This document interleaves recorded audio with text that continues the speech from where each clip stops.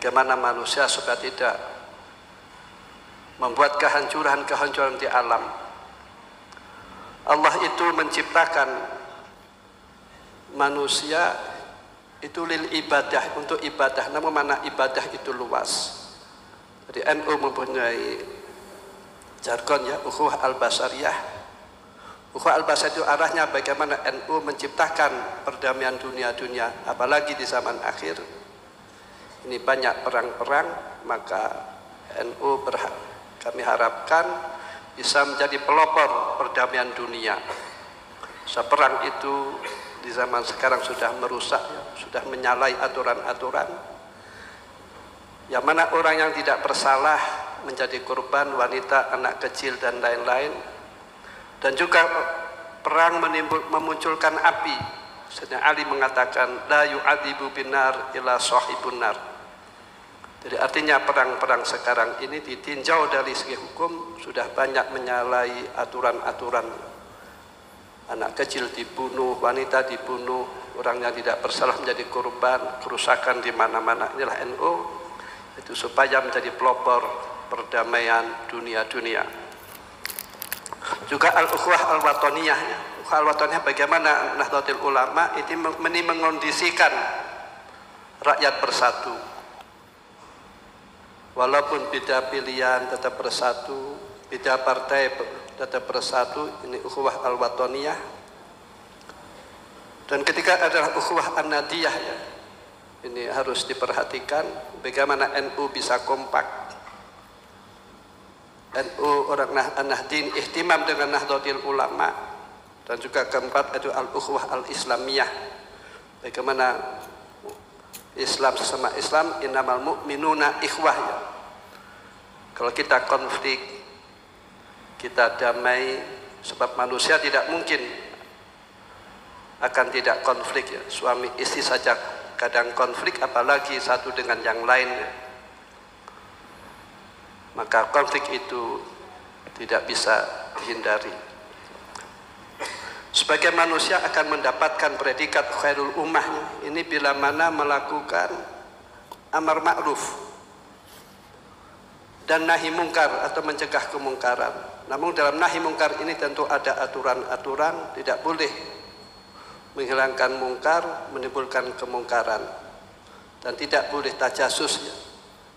Kalau barang mungkar itu dilaksanakan di tempat umum, ini kan memang membahayakan. Namun kalau sembunyi-sembunyi kan hanya pribadi saja yang bermasalah. Jadi artinya nahi mungkar ini tentu ada aturan-aturannya.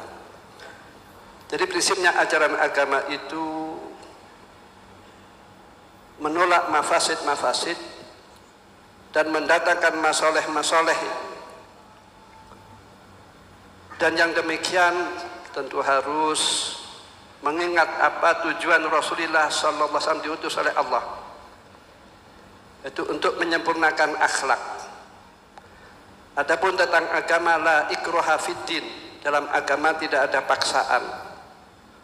Adapun dalam akhlak ini siapapun ini supaya punya akhlak, punya adab ya. Islam mengajarkan menghargai yang lain, menghormati yang lain. Sehingga terhadap hewan pun menghargai. Memang Allah menciptakan ya, yang baik dan yang buruk. Hewan pun tentu boleh dibunuh ya, yang fawasik ya, seperti tikus dan lain-lain. Namun hewan tentu ada yang tidak boleh dibunuh. Adapun hewan yang boleh dibunuh pun ini harus terpaksa. Misalkan saja kambing disembelih boleh, halal, namun ini supaya karena limaslahat yang lebih utama, yaitu untuk dimakan oleh manusia. Artinya bila mana orang itu menyembelih kambing terus dibiarkan, ini kan haram.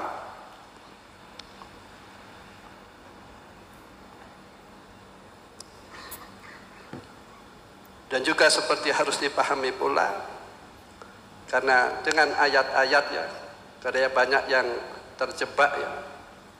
Faman lam yahkum bima anzalallahu faulaika humul kafirun faulaika fasiqun dan lain-lain. Ini bila mana kita hidup di negara Islam, tidak memakai hukum Allah, asal kita itu tidak ingat, tidak angas, tidak melawan, ini kan tidak apa-apa. Namun bila mana inat dan angas ini memang berbahaya.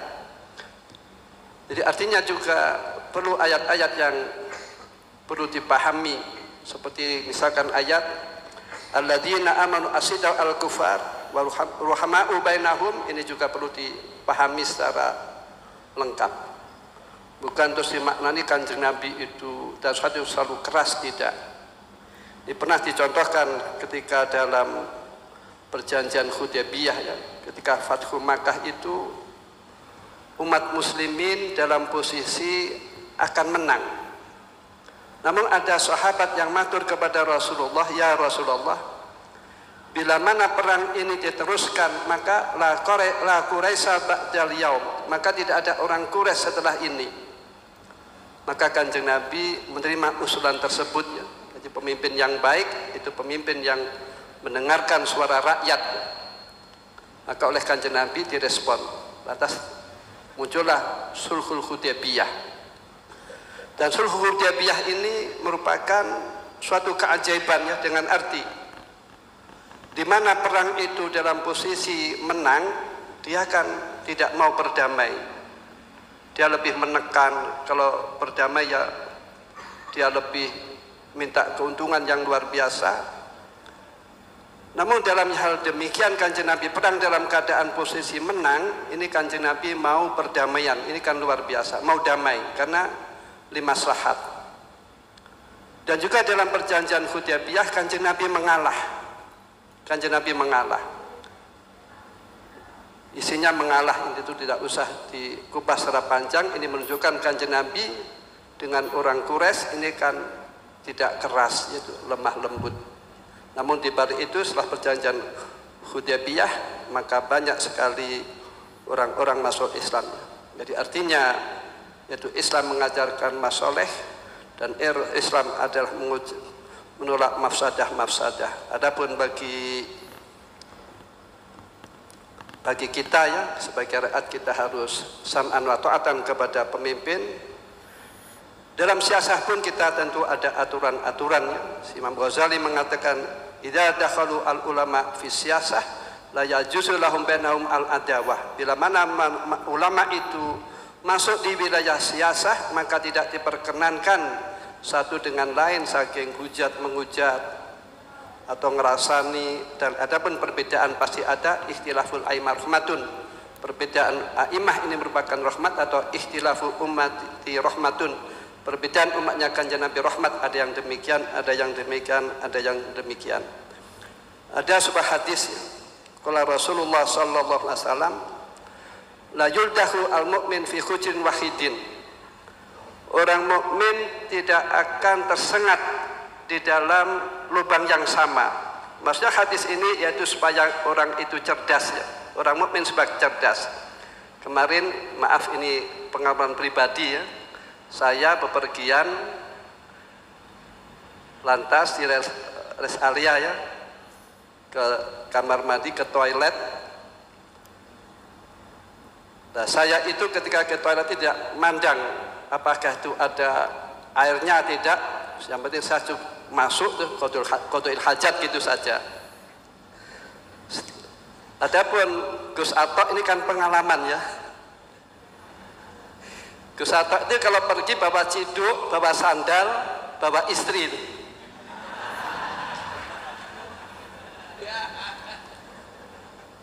Nah, ketika dia masuk di toilet itu, toilet yang sama, dia sudah bawa air di aqua.